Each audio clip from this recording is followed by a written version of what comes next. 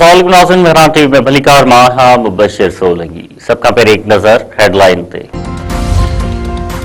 Field marshal Syed Asim Munir चयो आहे त हक़ जो मार्को रुगो ॿिनि मुल्कनि में जंग न पर ॿिनि नज़रनि जे विच में फ़ैसिलाइतो मार्को हो। 6 ऐं 7 मई खां 10 मई ताईं दुश्मन असांखे आज़माइण जी नाकाम कोशिश कई। पाकिस्तान भारत जी अगराई जो बर वक्त ई मुंहतोड़ जवाब ॾिनो। GHQ में तकरीब के खिताब कंदे फील्ड मार्शल वधीक चयो आहे त पाकिस्तान हर भेरे भारत के शिकस्त दी है। हक़ के मार्के में भारत जो तमाम घणो नुक़सान थियो। पाकिस्तानी शाहीनन भारत के जहाज़न ऐं ठिकाणन के तबाह करे छॾियो।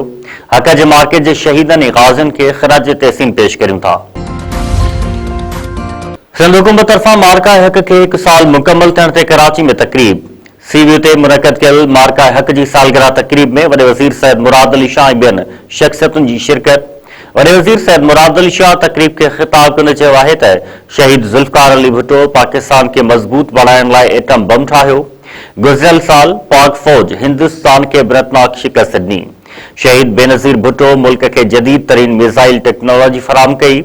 असां जंग नथा चाहियूं, अमन पसंद माण्हू आहियूं, सिर्फ़ पंहिंजो दिफ़ा चाहियूं था। सिंध में पानी की शदीद खोट, पंजाब तकरारी 2 लिंक कैनाल खोले छॾिया। पंजाब बिना अतला के चश्मा जहलम लिंक कैनाल जरिए 5000 क्यूसेक ऐं तोसा 5 लिंक कैनाल जरिए 7000 क्यूसेक पानी खणण लगो। सिंध में पानी की वधिक खोट पैदा थियण जो ख़दशो। इरसा में सिंध के नुमाइंदे मामले ते ख़ामोश